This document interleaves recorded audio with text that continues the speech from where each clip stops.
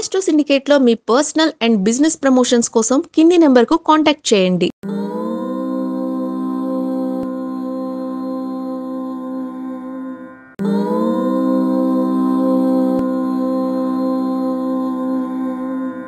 ఓం శ్రీ గురుభ్యో నమః. హరి ఓం. వాగర్ధావివ సంపృక్తౌ వాగర్ధ ప్రతిపత్తయే జగతః పితరౌ వందే పార్వతీ పరమేశ్వరౌ. అందరికీ నమస్కారం. కొద్దిమంది మిత్రులు, మన యొక్క సోదరిమణులు, గురుగారు కార్తీక మాసం యొక్క కార్తీక మాస పురాణాన్ని మీరు కూడా చెప్పండి, వింటాము అని అడిగినటువంటి శుభ సందర్భంగా వారందరి కోసం ఒక 15 నిమిషాల్లో కార్తీక మాస మహత్యము, కార్తీక పురాణం గురించి మీకు చెప్పే ప్రయత్నం చేస్తాను. నేను ఆల్రెడీ 4 రోజులు గడిచిపోయింది అనుకోండి, అయినా సరే మీ అందరూ కార్తీక పురాణ కథల్ని విని పరమేశ్వరుని అనుగ్రహాన్ని పొందాలని కోరుకుంటున్నాను. సర్వం ఈశ్వరార్పణం. కార్తీక మహత్యం గురించి జనకుడు ప్రశ్నిస్తున్నాడు. అఖిలాండ కోటి బ్రహ్మాండమందలి ఆర్యావర్తమందు నైమిషారణ్యంలో శౌనకాది మహామునులతో ఒక ఆశ్రమం నిర్మించుకొని సకల పురాణములు, పుణ్యచరిత్రలు వారికి వినిపిస్తూ సూత మహాను కాలం గడుపుతున్నారు. ఒకనాడు శౌనకాది మహామునులు గురుతులుడైనటువంటి ఆ యొక్క సూతుడిని చూసి అడుగుతున్నారు, ఆర్య, తమ వలన అనేక పురాణ ఇతిహాసములు విన్నాము, వేదాంగ రహస్యములు కూడా విన్నాము, గ్రహించినాము. అలాగే కార్తీక మహత్యము కూడా వివరించి దాని ఫలితము తెలుపగోరుచున్నామని అడుగుతున్నారు. అట్టి పురాణ కథను మీకు తప్పక వినిపిస్తానని చెప్పేసి సూతమామును చెబుతూ, బ్రహ్మదేవుడు విష్ణుమూర్తికి, లక్ష్మీదేవికి, సాంబశివుడు పార్వతీదేవికి తెలియజేసినటువంటి విధానముగా ఈ గాథను వినిపిస్తాను, వినమని చెబుతూ ఉన్నారు. ఈ కథను వినటం వలన మానవులు ధర్మార్థ కామ్య మోక్షములు కలుడేగాక ఇహమందు పరమందు సకలైశ్వర్యములతో తులుతూ ఉందురు, కావున శ్రద్ధగా ఆలకింపు అని చెప్తూ ఉన్నారు. పూర్వము కానక రోజున పార్వతీ పరమేశ్వరులు గగన విహారము చేస్తూ, పార్వతీదేవి ప్రాణేశ్వర, సకల ఐశ్వర్యములు కలుగుజేయనది, సకల మానవులు వర్ణభేదములు లేక ఆచరించదగినది, శాస్త్ర సమ్మతమైనది, సూర్యచంద్రులంత వరకు ఆచరించబడేది ఈ వ్రతమును వివరింపని కోరుతున్నది. అంతటా మహేశ్వరుడు మందహాసమునరించి, దేవి, నీవు అడుగుచున్న వ్రతము స్కాంద పురాణమున చెప్పబడి ఉన్నది. దాన్ని ఇప్పుడు వశిష్ఠ మహాముని మిథిలాధీశుడు జనక మహారాజునకి వివరించబోచున్నాడు, చూడమని ఆ మిథిలానగరం వైపు అమ్మవారికి మిథిలానగరం వైపు చూపిస్తున్నాడు. అట్లా మిథిలానగరంలో వశిష్ఠుని రాకను జనకుడు సంతోషంగా ఆహ్వానించి అర్ఘ్యపాద్యములిచ్చి సత్కరించి కాళ్ళు కడిగి ఆ జలమును శిరస్సుపై చల్లుకొని, తమ బాధ ధూళిచే నా దేహము అలాగే నా దేశము పవిత్రమైనది, తమ ఇక్కడికి వచ్చినటువంటి కారణం ఏమిటి చెప్పని అడిగారట. అందరికి వశిష్ఠుడు, జనక మహారాజా, నేను ఒక మహాయజ్ఞము చేతలపెట్టినాను, దానికి కావలసినటువంటి అర్ధబలము, అంగబలము నిన్నడిగి క్రతువు ప్రారంభించునని నిశ్చయించుకొని ఇక్కడికి వచ్చారని చెప్పాడు. అని పలుగా జనకుడు, మునిచంద్రమ, అటులనే ఇత్తును స్వీకరింపులని చిరకాలము నుండి నాకు సందేహము కలదు, తమలాంటి దైవజ్ఞులను అడిగి ఒక కోరిక, ఒక సంశయము తీర్చుకోవాలనుకుంటున్నాను అని చెప్పాడట. అదృష్టం కొలది మీరు వచ్చారు స్వామి, ఆ యొక్క కోరికను, నా యొక్క మనసు ఉన్నటువంటి విషయాన్ని చెప్తున్నానని చెప్పేసి అడగమని చెప్పారు. వశిష్ఠుల వారిని అడిగారు, కార్తీక మాసం ఏమిటి, దాని మహిమ ఏమిటి, ఎంత పవిత్రమైనది, ఆ కార్తీక మాసము గొప్పతనం ఏమిటి అను సంశయం నాకు చాలా కాలం నుంచి ఉన్నది, కావున తాము కార్తీక మహత్యము గురించి వివరించవలసిందిగా అని ఆ యొక్క వశిష్ఠుడిని జనక మహారాజు అడిగినారట. అలాగే వశిష్ఠ మహాముని చిరునవ్వు నవ్వి, రాజా, తప్పక నీకు ఈ సంశయాన్ని తీర్చగలను. నేను చెప్పబో వ్రతకథ సకల మానవులకి ఆచరించదగినది, సకల పాపహరమైనది అయి ఉన్నది. ఈ కార్తీక మాసము హరిహర స్వరూపము.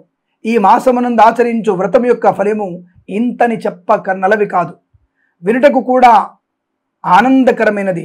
అంతేకాక వినినంత మాత్రమే ఎట్టి నరక బాధను లేక ఇహమందును పరమందును సౌఖ్యములు పొందగలరు.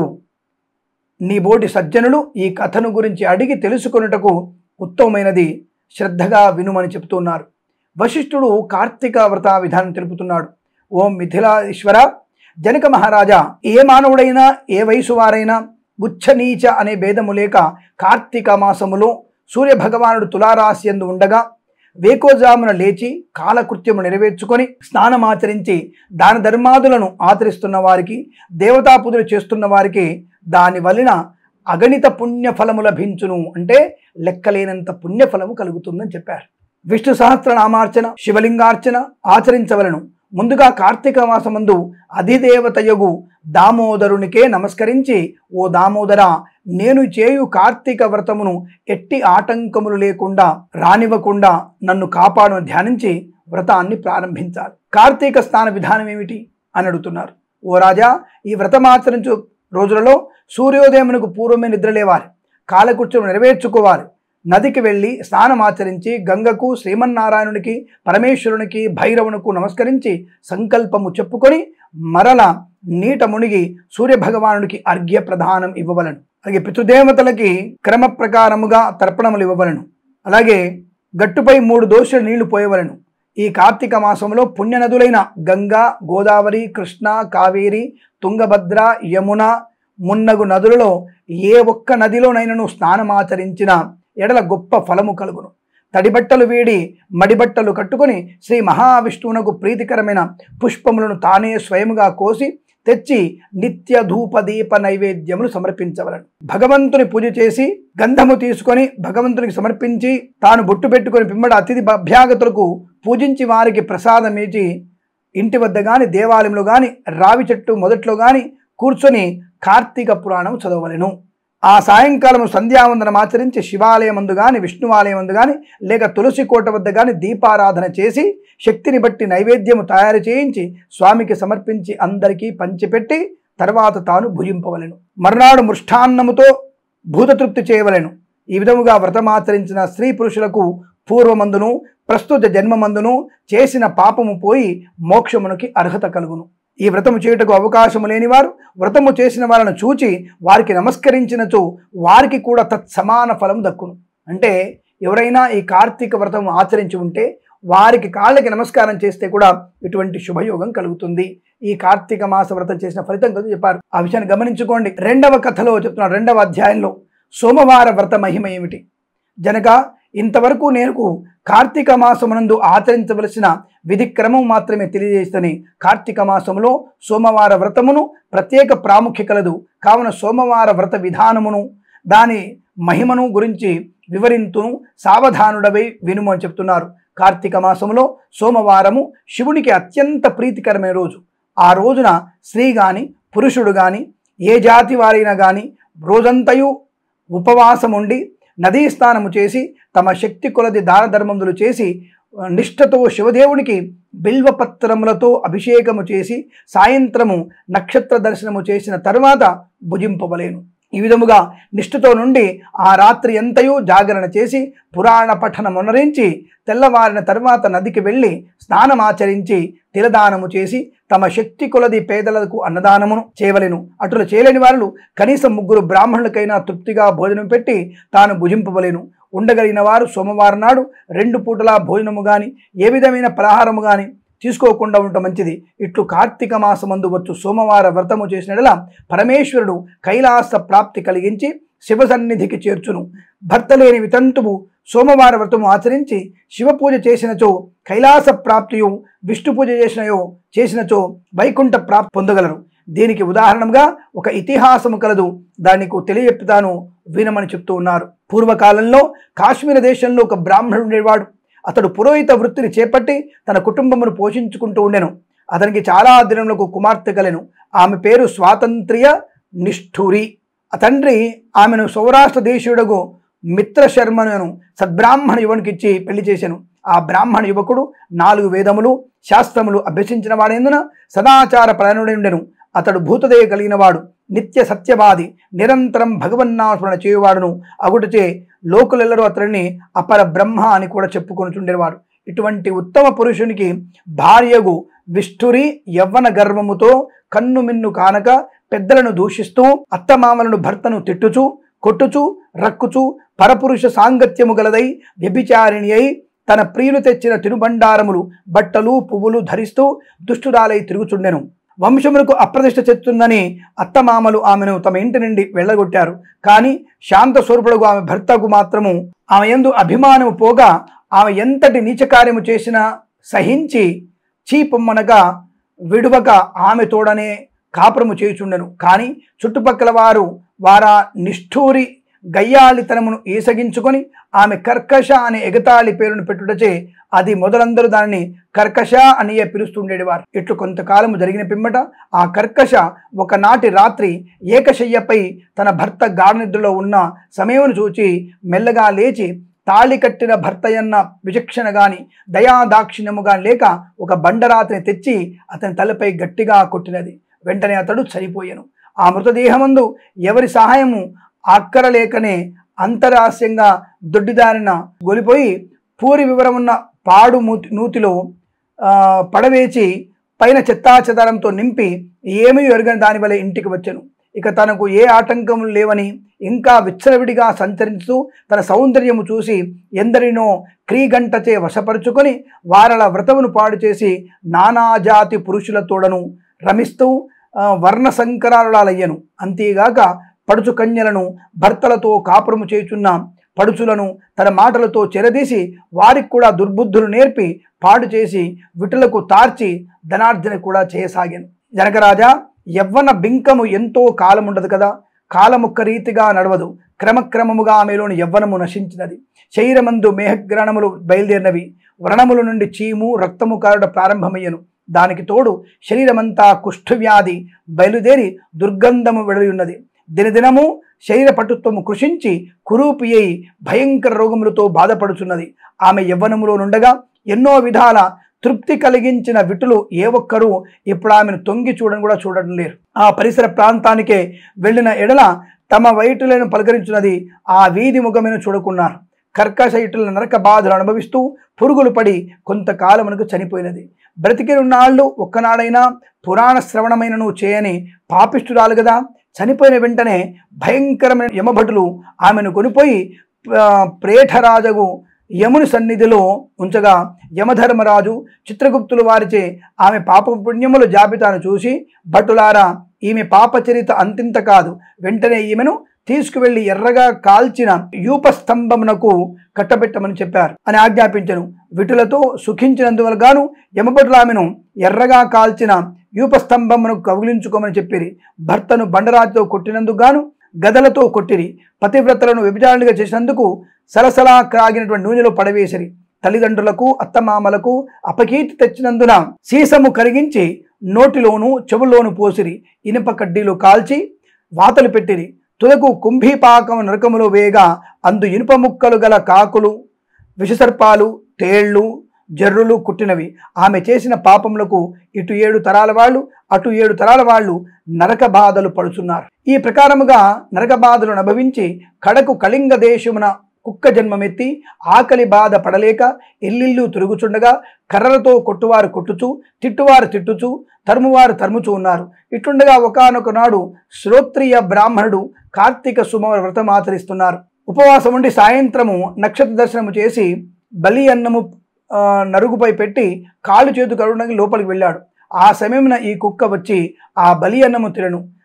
ప్రతిష్ఠా గరిష్ఠున ఆ విప్రుని పూజా విధానముచే జరిపించిన బలి అన్నము అగుట వలన, ఆ రోజు కార్తీక మాస సోమవార అగుట వలన, కుక్క ఆ రోజంతయు ఉపవాసముతో ఉండటం వలన, శివపూజ పవిత్ర స్థానమైన ఆ ఇంట దొరికిన ప్రసాదం తినటం వలన ఆ శునకమునకు జన్మాంతర జ్ఞానము ఉద్భవించెను. వెంటనే ఆ శునకము, విప్రకులోత్తమ, నన్ను కాపాడము అని మొరపెట్టుకొనెను. ఆ మాటలు బ్రాహ్మణుడు విని బయటకు వచ్చి చూడగా కుక్క తప్ప అన్యులెవరూ లేనందు గ్రహించి లోనికేగను. మరల రక్షింపు అని కేకలు వినపడెను. మరల విప్రుడు బయటికి వచ్చి, ఎవరు నీవు, నీ వృత్తాంతమేమి అని అడిగాను. అంత నా కుక్క, మహానుభావ, ఈ పుట్టుకకు వెనుక 15 జన్మల ముందు విప్రకులాంగనను నేను వ్యభిచారిణి అయి అగ్నిసాక్షిగా పెండాడిన భర్తను చంపి వృద్ధాప్యములో కుష్ఠురాలనై తనువు చాలించిన తర్వాత యమదూతల వల్ల మహానరకము అనుభవించి నా పూర్వీకుల పుణ్యఫలం వల్ల ఈ జన్మలో కుక్కనైతిని. ఈరోజు మీరు కార్తీక సోమవార వ్రతము చేసి ఇచ్చట ఉంచిన బలి అన్నమును తినడం వల్ల నాకు ఈ జ్ఞానోదయము కలిగినది. కావున విప్రోత్తమ, నాకు మహోపకారంగా మీరు చేసిన కార్తీక సోమవార వ్రతఫలం ఒకటి ఇచ్చి నాకు మోక్షము కలిగించమని వేడుకున్నది. కార్తీక సోమవార వ్రతములలో చాలా మహత్యం ఉన్నదని గ్రహించి ఆ బ్రాహ్మణుడు ఒక సోమవారం నాటి ఫలమును ఆమెకు దాయబోయగా వెంటనే ఒక పుష్పక విమానం అక్కడికి వచ్చెను.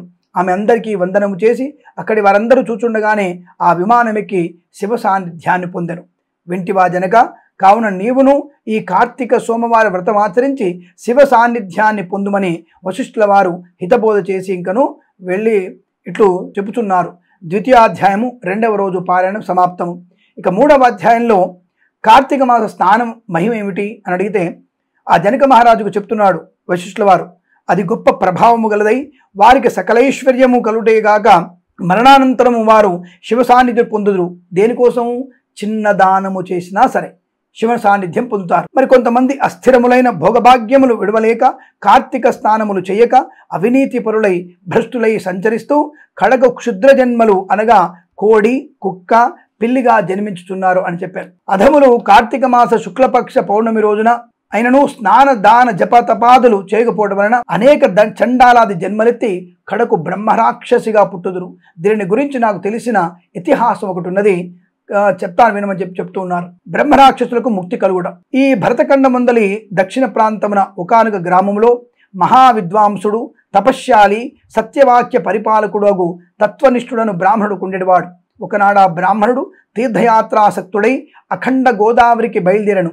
ఆ తీర్థ సమీపమున ఒక మహావట వృక్షంపై భయంకరమైన ముఖములతోనూ దీర్ఘ కేశములతోనూ బలిష్టమైన కొరలతోనూ నల్లని బాణపొట్టలతోనూ చూచువారికి అతి భయంకర రూపముతో 3 బ్రహ్మరాక్షసులు నివసిస్తూ ఆ దారిన పోయే బాటసారులని బెదిరించి వారిని భక్షిస్తూ ఆ ప్రాంతమంతయు భయకంపితము చేయుచున్నారు. తీర్థయాత్రకై బయలుదేరి అఖండ గోదావరి పుణ్యక్షేత్రమున పితృదేవతలకు పిండ ప్రదానము చేయుటకు వచ్చుతున్న విప్రుడు ఆ వృక్షము చెంతకు చేరుసరికి యథాప్రకారముగా బ్రహ్మరాక్షసులు క్రిందకు దిగి అతని చంపబో సమయమున బ్రాహ్మణుడు భయంకర రూపములకు చూచి గజగా వణుకుచూ ఏమీయూ తోచక నారాయణ స్తోత్రం బిగ్గరగా పఠించెను. ప్రభో, ఆర్తత్రాణ పరాయణ, అనాథరక్షక, ఆపదలున్న గజేంద్రుని నిండు సభలో అవమానాలు పొంగుచున్న మహాసాధ్య ద్రౌపదిని బాలుడుకు ప్రహ్లాదు రక్షించిన విధముగానే ఈ పిశాచముల బారి నుండి నన్ను రక్షింపుమని ఆ యొక్క దీనంగా వేడుకున్నాడు. ఆ ప్రార్థన విన్న బ్రహ్మరాక్షసులు జ్ఞానోదయం కలిగి, ఓ మహానుభావ, మీ నోటి నుండి వచ్చిన శ్రీమన్నారాయణ స్తుతిని విని మా జ్ఞానోదయమైనది, మమ్ము రక్షింపమని ప్రాధేయపడ్డారు. వారి మాటలకు విప్రుడు ధైర్యము తెచ్చుకొని, ఓయి మీరెవరు, ఎందులకు మీకు రాక్షస రూపంలో వచ్చాయి, మీ వృత్తాంతము తెలుపమని కోరుతున్నారు. వెంటనే ఆ విప్రుడగానే ఆ రాక్షసులు చెప్తున్నారు, ధర్మాత్మ, వృతనిష్టాపరులు, మీ దర్శన భాగ్యం వలన మాకు పూర్వజన్మందలి కొంత జ్ఞానం కలిగినది. ఇక నుండి మీకు మా వలన ఏ ఆపద కలుగుదని అభయమిచ్చేది. అందుకు బ్రహ్మరాక్షసుడు తన వృత్తాంతమును ఈ విధముగా చెప్తున్నాడు. నాది ద్రావిడ దేశం, నేను బ్రాహ్మణుడను, నేను మహాపండితుడని గర్వము గలవాడనై ఇంటిని న్యాయాన్యాయ విచక్షణ మాని పశువుల వలె ప్రవర్తించితిని. బాటసారుల వద్ద, అమాయకపు గ్రామస్తుల వద్ద దౌర్జన్యంగా ధనము లాక్కున్నాను. దుర్వ్యసనాలతో భార్యాపుత్రాదులను సుఖపెట్టగా పండితులను అవమానపరుస్తూ లుబ్ధుడనై లోకకంఠవుడిగా నుంటిని. ఇట్లుండగా ఒకనాడు ఒక పండితుడు కార్తీక మాస వ్రతమును యథావిధిగా ఆచరించి భూతతృప్తి కొరకు బ్రాహ్మణ సమారాధన చేయుచు తలంపుతో ఆ పదార్థ సంపాదన నిమిత్తము దగ్గరున్నటువంటి నగరమునకు బయలుదేరి తిరుగు ప్రయాణములు మా ఇంటికి అతిథిగా వచ్చాను. వచ్చిన పండితుడిని దూషించి కొట్టి అతని వద్దనున్న ధనమును వస్తువులను తీసుకొని ఇంటి నుండి గెంటి వేసి తిని. అందుకు ఆ విప్రోత్తముడు కోపం వచ్చి, ఓరి నీచుడా, అన్యాక్రాంతముగా డబ్బు కూడబెట్టినది చాలగా మంచి చెడ్డలు తెలియక తోటి బ్రాహ్మణుని కూడా ఆలోచించక కొట్టి తిట్టి సమస్త సామాగ్రి దోచుకున్నావు గనా, నీవు రాక్షసుడవై నరరూప భక్షకుడుగా నిర్మానుష్య ప్రదేశంలో ఉందువుగా కానీ శపించాను. నాకీ నరరూప రాక్షసము కలిగినది. బ్రహ్మాస్త్రమునైన నువ్వు తప్పించుకోవచ్చును కానీ బ్రాహ్మణ శాపమును తప్పించలేము కదా, కారణం ఈ అపరాధమును క్షమింపని వాడిని ప్రార్థించి తిని. అందులోకతడు దయతరిచి, ఓయి, గోదావరి క్షేత్రమందు ఒక వటవృక్షము కలదు, నీవందు నివసించుచు ఏ బ్రాహ్మణుడు కార్తీక వ్రతం ఆచరించి పుణ్య ఫలమును సంపాదించుండును ఆ బ్రాహ్మణుడి వల్ల నీకు పునర్జన్మ పొందుదువుగాక అని వడలిపోయాను. ఆనాటి నుండి నేను రాక్షస రూపమున నరభక్షణము చేస్తున్నాను కాన, ఓ విప్రోత్తమ, నన్ను నా కుటుంబం వారిని రక్షింపని మొదటి రాక్షసుడు తన వృత్తాంతం చెప్పాను. ఇక రెండవ రాక్షసుడు, ఓ ద్విజోత్తమ, నేను కూడా పూర్వజన్మలో బ్రాహ్మణుడనే. నేను నీచుల సహవాసము చేసి తల్లిదండ్రులను బాధించి వారికి తిండి పెట్టక మార్చి అన్నమో రామచంద్ర అయినట్టు చేసి వారి ఎదుటనే నా భార్యా బిడ్డలతో పంచభక్ష పరవాన్నములతో భుజించేటి వాడిని. నేను ఎట్టి దానధర్మములు చేసి ఎరుగను. నా బంధువులు కూడా హింసించి వారి ధనమును అపహరించి రాక్షసులే ప్రవర్తించితిని. కారణం నాకు ఈ రాక్షత్వం కలిగను, నన్ను పాప పంకిలముల నుండి ఉద్ధరింపుమని బ్రాహ్మణుడి పాదలపై పడి పరిపరి విధాలా కోరుకున్నాడు. ఇక మూడవ రాక్షసుడు తన వృత్తాంతం చెప్తూ ఇట తెలియజేస్తున్నాడు. ఓ మహాశయ, నేను ఒక సంపన్న కుటుంబంలో పుట్టిన బ్రాహ్మణుడను. నేను విష్ణు ఆలయంలో అర్చకునిగా నుంటిని. స్నానమైనను చేయక కట్టుబట్టలతో దేవాలయంలో తిరుగుచుండేవాడిని. భగవంతునికి ధూపదీవ నైవేద్యములను అర్పించక భక్తులు కొని తెచ్చినటువంటి సంభారములను నా ఉంపుడి గత్తెకు అందజేయుచుండేవాడును. మద్య మాంసములను సేవిస్తూ పాపకార్యములు చేసినందున నా మరణానంతరము ఈ రూపము ధరించి తిని, కావున నన్ను కూడా పాపవిముక్తులు చేయమని అని ప్రార్థించను. ఓ జనక మహారాజా, తపోనిష్ఠుడుగా విప్రుడు పిశాచముల దీనాలాసము గాలించి, ఓ బ్రహ్మరాక్షసులారా భయపడకండి, మీరు పూర్వజన్మలో చేసిన ఘోర కృత్యముల వల్ల మీకు రూపమును కలిగను, నా వెంట రండు, మీకు విముక్తిని కలిగిస్తానని చెప్పి వారిని తీసుకువెళ్ళి తనతో తీసుకువెళ్ళి ముగ్గురికి ఆ యాతనా విముక్తికై సంకల్పం చెప్పుకొని తానే స్వయంగా గోదావరిలో స్నానమాచరించి స్నాన పుణ్య ఫలమును ముగ్గురు బ్రహ్మరాక్షసులకు ధారపోయగా వారి వారి రాక్షస రూపములు పోయి దివ్య రూపములు సంపాదించుకొని వైకుంఠము కేగిరి. కార్తీక మాసంలో గోదావరి స్థానమాచరించిన హరిహరాదులు సంతృప్తి పొంది వారికి సకలేశ్వరం ప్రసాదింతురు. అందువలన ఎంత ప్రయత్నించైనా సరే కార్తీక స్నానమును, నదీ స్నానము, సముద్ర స్నానము చేయవలనని వశిష్ఠుడు జనక మహారాజు చెప్పగా జనక మహారాజు విని సంతోషపడిన వాడాయను. ఇక 4వ అధ్యాయం దీపారాధన యొక్క మహిమ ఏమిటి? ఈ విధముగా వశిష్ఠుడు కార్తీక మాస వ్రతం యొక్క మహిమ వల్ల బ్రహ్మరాక్షస జన్మ నుండి కూడా విముక్తి పొందినటువంటి విషయం చెప్పిన వాడై, మహాతపస్వి తమరు తెలియజేయు ఇతిహాసములు వినిన కొలది తనివి తీరకున్నది. కార్తీక మాసములో ముఖ్యముగా ఏమేమి చేయవలనో, ఎవరిని ఉద్దేశించి పూజ చేయవలనో వివరింపని కోరగా వశిష్ఠుల వారు మళ్ళీ చెప్తున్నారు. జనక, కార్తీక మాసమందు సర్వ సత్కార్యములను చేయవచ్చును. దీపారాధన నందు 6 అతి ముఖ్యము. దీనివలన మిగుల ఫలము పొందుచవచ్చును. శివకేశవుల ప్రీత్యర్థము శివాలయంలో గాని విష్ణు ఆలయంలో గాని దీపారాధన చేయవచ్చును. సూర్యాస్తమయమందు గాని దీపముంచిన వారు సర్వ పాపములను పోగొట్టుకొని వైకుంఠ ప్రాప్తి పొందుదురు. కార్తీక మాసమందు హరిహరాదుల సన్నిధిలో ఆవు నీటితో గాని, కొబ్బరి నూనెతో గాని, అవిసె నూనెతో గాని, విప్ప నూనెతో గాని ఏదీ దొరకనప్పుడు ఆముదముతో గాని దీపం వెలిగించి ఉంచవలను. దీపారాధన ఏ నూనెతో చేసినను మిగిలిన పుణ్యాత్ములగుదురు. భక్తులను ఒకటయే అష్టైశ్వర్యములు కలిగి శివ సన్నిధికి ఎగుదురు. ఇది ఒక కథ గలదు, వినుమని చెప్తూ ఉన్నారు. అలాగే పూర్వము పాంచాల దేశములో పాలించినటువంటి రాజుకు సంతతి లేక అనేక యజ్ఞయాగాదులు చేసి తుదకు విసుగు చెంది గోదావరి తీరమున నిష్ఠతో తపమాచరిస్తూ చుండగా అక్కడకు పిప్పలాదుడు అనే మునిపుంగవుడు వచ్చి, పాంచాల రాజా, నీవెందులకు ఇంత తపస్సు చేస్తున్నావు? నీ కోరికేంటని అడిగాడు. ఋషిపుంగవా, నాకు అష్టైశ్వర్యములు, రాజ్యము, సంపద ఉన్నను నా వంశము నిలుపుటకు పుత్ర సంతానము లేక కృంగి కృషించి ఈ తీర్థస్థానమున తపస్సు చేయుచున్నాను అని చెప్పాను.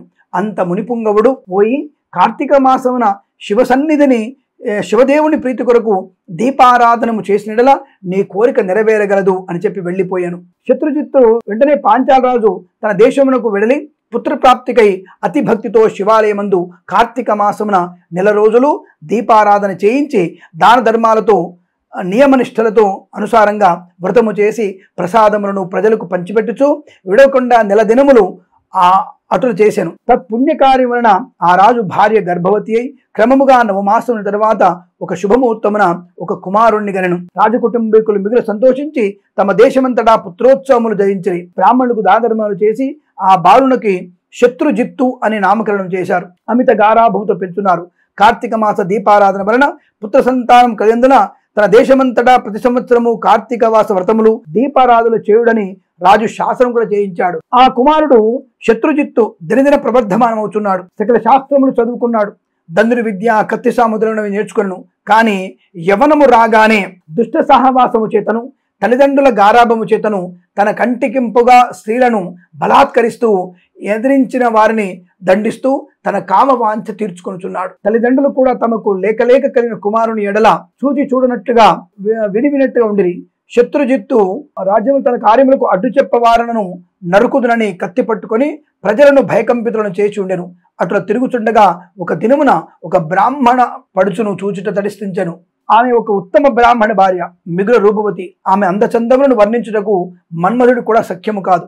అట్టి స్త్రీ కంటపడగానే రాజకుమారుని మతి మందగించి కొయ్యబొమ్మ వలె నిశ్చేష్టుడై కామ వికారముతో ఆమెను సమీపించి తన కామవాంఛ తెలియసెను.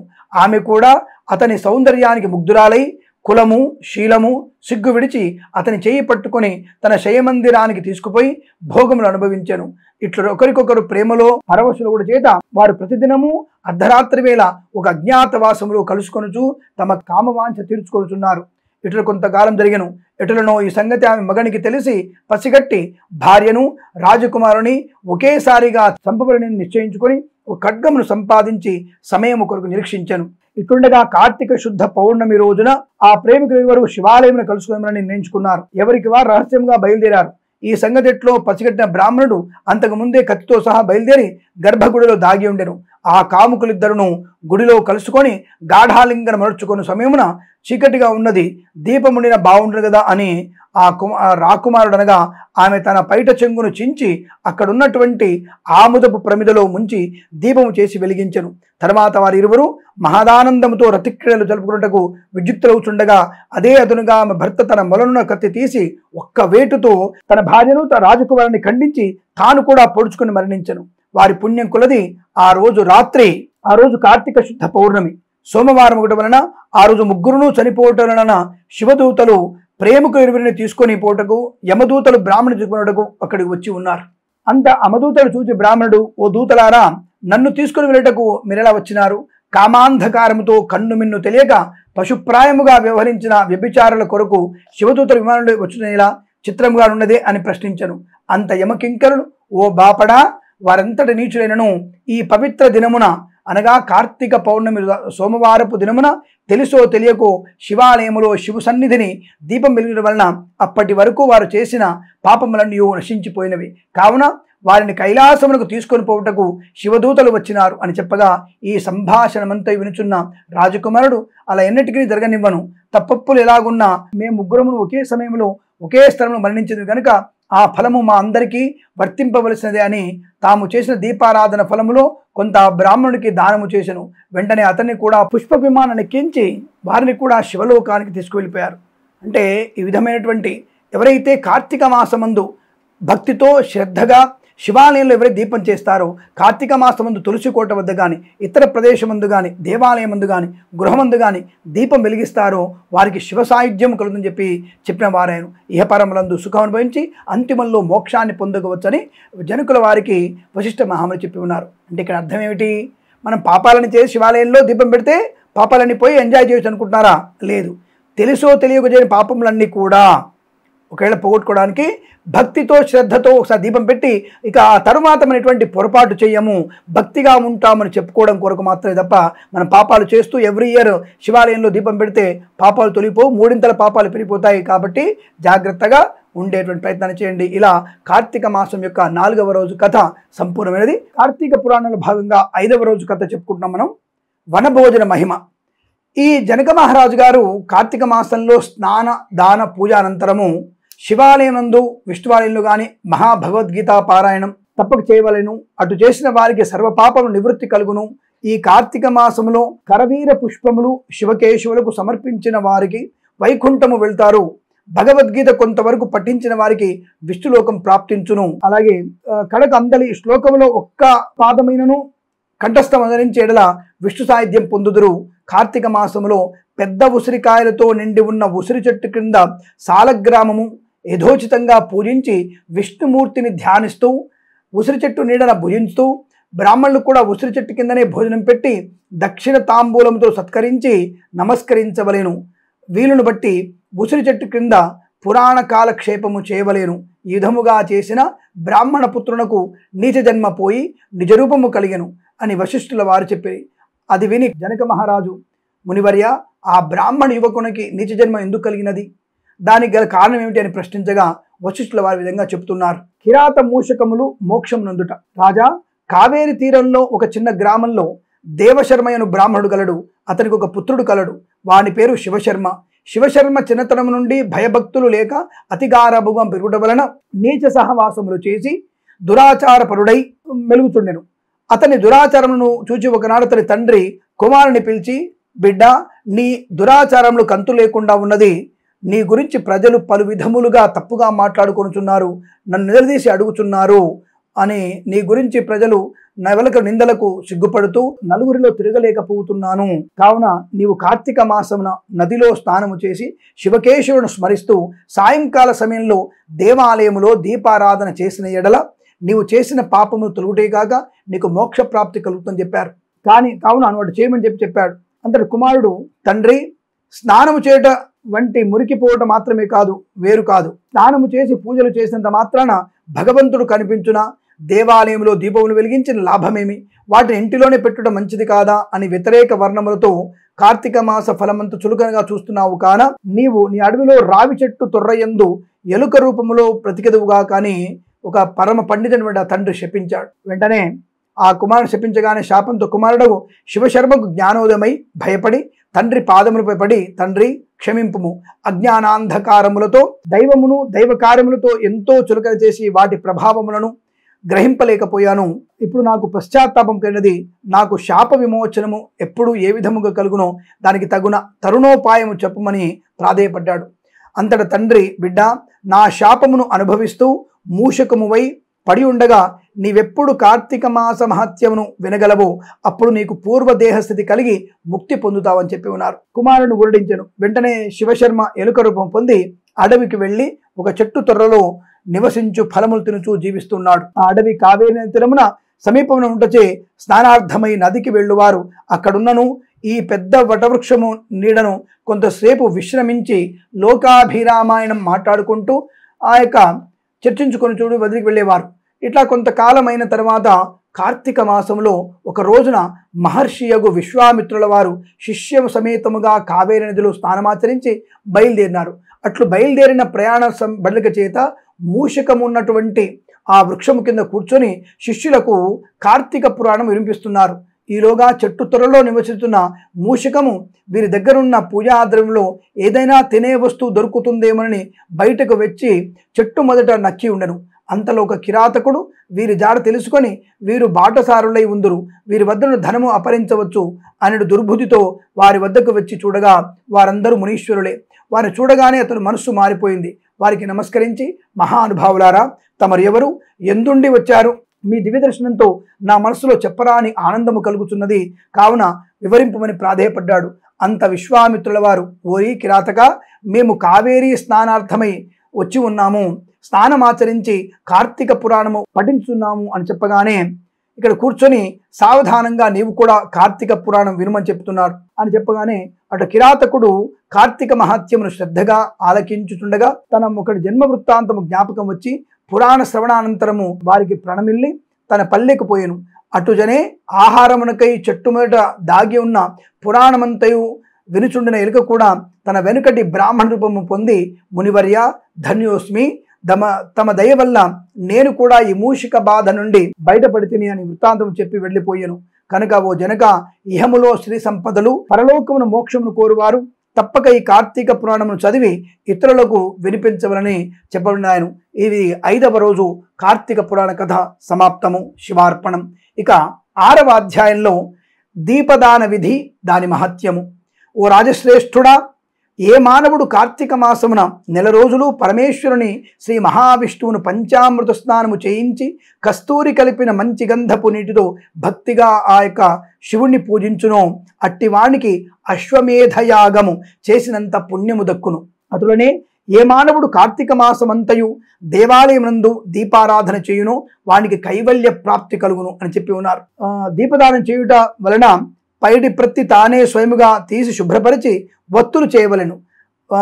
వరిపిండితో గాని గోధుమ పిండితో గాని ప్రమిదవలి చేసి ఒత్తులు వేసి ఆవు నెయ్యితో వేసి దీపం వెలిగించి ఆ ప్రమిదను బ్రాహ్మణులకు దానం ఇవ్వవలెను. శక్తి కొలది దక్షిణ కూడా ఇవ్వవలెను. ఈ ప్రకారముగా కార్తీక మాసమందు ప్రతిదినము చేసి ఆఖరి రోజున వెండితో ప్రమిదను చేయించి బంగారముతో వత్తి చేయించి ఆవు నెయ్యి నిండుగా పోసి వెనక చేసిన ప్రకారముగా గోధుమ పిండితో ప్రమిదను చేసి ఆవు నెయ్యి పోసి దీపం వెలిగించి ఈ 4 రోజులు దానము చేసిన బ్రాహ్మణునికే ఇది కూడా దానమిచ్చిన ఎడల సకల ఐశ్వర్యము కలుగుగాక మోక్ష ప్రాప్తి కలుగును. దీపదానం చేయువారు ఇట్లు పఠించవలను. సర్వజ్ఞానప్రదం దివ్యం సర్వ సంపూత్పభావహం దీపదానం ప్రదస్యామి శాంతిరస్తు సదా మమ అని స్తోత్రము చేసి దీపదానం చేయవలెను. దీని అర్థం ఏమిటనగా అన్ని విధముల జ్ఞానం కలుగజేయునది, సకల సంపదలు ఇచ్చునది ఈ దీపదానము చేయుచున్నాను, నాకు శాంతి కలుగాక అని అర్థము. ఈ విధముగా దీపారాధనము దీపదానము చేసిన తర్వాత బ్రాహ్మణ సమారాధన చేయవలను. శక్తి లేని ఎడల 10 మంది బ్రాహ్మణులకైనను భోజనం ఇచ్చి దక్షిణ తాంబూలములు ఇవ్వవలను. ఈ విధముగా పురుషులు కానీ స్త్రీలు కానీ ఏ ఒక్కరూ చేసిన సిరి సంపదలు, విద్యాభివృద్ధి, ఆయుర్వృద్ధి కలిగి సుఖింతురు. దీనిని గురించి ఇక ఒక ఇతిహాసం కలదు, దాన్ని వివరించదా వినుమని వశిష్ఠుడు జనకుడితో చెప్తున్నాడు. లుబ్ధ వితంతువు స్వర్గమునకు పోవుట. పూర్వకాలంలో ద్రవిడ దేశంలో ఒక గ్రామంలో ఒక స్త్రీ కలదు. ఆమెకు పెళ్లి అయిన కొలి కాలమునికి భర్త చనిపోయాను. సంతానము గాని ఆఖరికి బంధువులు గాని లేరు.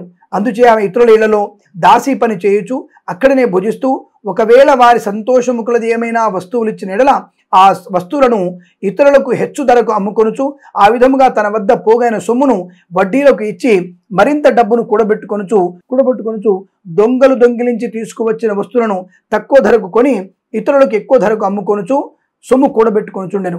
ఈ విధముగా కూడబెట్టిన ధనము వడ్డీలకు ఇస్తూ శ్రీమంతుల ఇళ్లలో దాసీ పనులు చేస్తూ తన మాటలతో వారిని మంచి చేసుకొని జీవిస్తుండెను. ఎంత సంపాదనేమి ఆమె ఒక్క దినము కూడా ఉపవాసము గాని దేవుని మనసారా ధ్యానించడం గాని చేసి ఎరగదు. పైగా వ్రతములు చేసేవారిని, తీర్థయాత్రలకు వెళ్ళేవారిని చూచి అవహేళన చేసి ఒక్క భిక్షగానికి కానీ పిడికడి బియ్యము పెట్టక తాను తనకు ధనమును కూడబెట్టుకునిచుండేది. అటులో కొంతకాలము జరిగెను.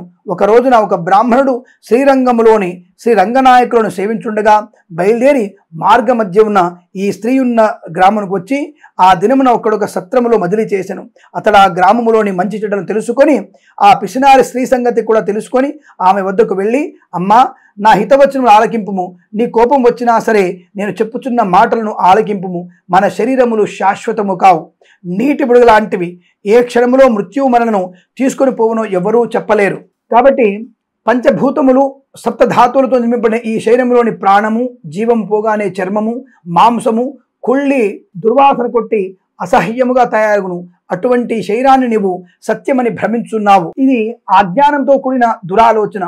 తల్లి, నీవు బాగా ఆలోచించుకొనుము. అగ్నిని చూచి మిడుత దానిని తినేద్దామని భ్రమించి దగ్గరికి వెళ్ళి భస్మీపటలం అవుతున్నది. అటులనే మానవుడు కూడా ఈ తనువు శాశ్వతమని నమ్మి అంధకారములో పడి నివసించున్నాడు. కాన ఆ మాట ఆలకించి నీవు తినక ఇతరులకు పెట్టగా అన్యాయముగా ఆర్జించిన ధనము ఇప్పుడైనా పేదలకు దాన ధర్మములు చేసి పుణ్యమును సంపాదించుకొనుము. ప్రతిదినము శ్రీమన్నారాయణను స్మరించి వ్రతాధికములు చేసి మోక్షము పొందుము. నీ పాప పరిహార్థముగా వచ్చే కార్తీక మాసమంతయు ప్రాతకాలమున నదీ స్నానం ఆచరించి దాన ధర్మములు చేసి బ్రాహ్మణులకు భోజనం పెట్టినచో వచ్చే జన్మలో నీవు పుణ్యవతివై సకల సౌభాగ్యములు పొందగలవని ఉపదేశమిచ్చాను. ఆ వితంతువురాలు బ్రాహ్మణుడు చెప్పిన మాటలకు తన్మయురాలై మనస్సు మార్చుకొని నాటి నుండి దాన ధర్మాదులు చేస్తూ కార్తీక మాస వ్రతము ఆచరిస్తూ జన్మరాహిత్యమై మోక్షమును పొందెను. కావున కార్తీక వ్రతములో అంత మహత్యమున్నదని జనక మహారాజుకి వశిష్ఠుల వారు చెప్పినటువంటి 6వ అధ్యాయము సమాప్తము. శ్రీ శివార్పణమస్తు. ఇక 7వ అధ్యాయం గురించి తెలుసుకుందాం. శివకేశవ అర్చన విధులు. వశిష్ఠుల వారు జనకుడికి చెప్తూ ఉన్నారు, రాజా, కార్తీక మాసంలో దాని మహత్యం గురించి ఇంతవరకు విన్నావు కదా. ఈ మాసంలో శ్రీ మహావిష్ణువు సహస్ర కమలములతో పూజించిన వారి ఇంట లక్ష్మీదేవి స్థిరముగా నుండును. తులసీ దళములతో గాని బిల్వపత్రముతో గాని సహస్రనామపు చేసిన వారికి జన్మరాహిత్యము కలుగును. కార్తీక మాసమందు ఉసిరి చెట్టు క్రింద సాలగ్రామం ఉంచి భక్తితో పూజించిన వారికి కలుగు మోక్షము ఇంతింత కాదు. అటులనే బ్రాహ్మణులు కూడా ఉసిరి చెట్టు కింద భోజనము పెట్టి తాను తినిన సర్వ పాపములు పోవును. ఈ విధముగా కార్తీక స్నానములు, దీపారాధనలు చేయలేని వారు ఉదయం సాయంకాలం ఏ గుడికైనా వెళ్ళి భక్తితో సాష్టాంగ నమస్కారము చేసిన ఎడల వారి పాపములు నశించును. సంపత్తి గలవారు శివకేశవుల ఆలయములకు వెళ్ళి భక్తితో దేవతార్చన, హోమాదులు, దాన ధర్మములు చేసినచో అశ్వమేధమును చేసినంత ఫలితము దక్కుటే కాక వారి పితృదేవతలకు కూడా వైకుంఠ ప్రాప్తి కలుగుతుందని చెప్పారు. శివాలయమును గాని విష్ణు ఆలయంలో కానీ ఏదైనా జెండా ప్రతిష్ఠించిన వారికి యమకింకరుల దగ్గర కూడా రాలేరు సరికదా. పెనుగాలికి ధూళిరాసులు ఎగిరిపోయినట్టుగా కోటి పాపములైనను పటాపంచములైపోవును. ఈ కార్తీక మాసంలో తులసి కోట వద్ద ఆవు పేడతో అలికి వరిపిండితో శంకుచక్ర ఆకారములు ముగ్గులు పెట్టి నువ్వులు ధాన్యములు పోసి వానిపై ప్రమిదల నుంచి నిండా నువ్వుల నూనె పోసి ఒత్తిడి వేసి వెలిగించవలను. ఈ దీపము రాత్రింబవళ్ళు ఆరకుండా ఉండవలను. దీనినే నందాదీపమందురు. ఈ విధముగా చేసి నైవేద్యమిడి కార్తీక పురాణము చదువుచున్న ఎడల హరిహరాదులు సందర్శించి కైవల్యము సంగెదరు. అటులనే కార్తీక మాసంలో ఈశ్వరుని జిల్లేడు పూలతో అర్చించిన ఆయుర్వృద్ధి కలుగును. సాలగ్రామములకు ప్రతినిత్యము గంధము పట్టించి తులసి దళంతో పూజించవలను. ఏ మనుష్యుడు ధనము బలము కలిగియు కార్తీక మాసమందు పూజాదులు సలపడో ఆ మానవుడు మరుజన్మలో శునకమై తిండి దొరకక ఇంటింటా తిరిగి కర్రలతో దెబ్బలు తింటూ నీచ స్థితిలో ఉండును. కావున కార్తీక మాసమందు 1 రోజులు పూజ చేయవలని వారు ఒక్క సోమవారమైనా చేసి శివకేశవుని పూజించిన మహాఫలము కలుగును. కనుక ఓ రాజా, నీవు కూడా ఈ వ్రతమాచరించి తరింపుమని చెప్పాను. నమ శివాభ్యాం నమ యవ్వనాభ్యాం పరస్పరాశిష్ల పరిపూర్ణాభ్యాం నగేంద్ర కన్యా వృషకేతనాభ్యాం నమో నమ శంకర పార్వతీభ్యాం అనేటువంటి 7వ అధ్యాయంలో 7వ రోజు పారాయణం సమాప్తమేను. సర్వం ఈశ్వరార్పణమస్తు. నమస్కారం.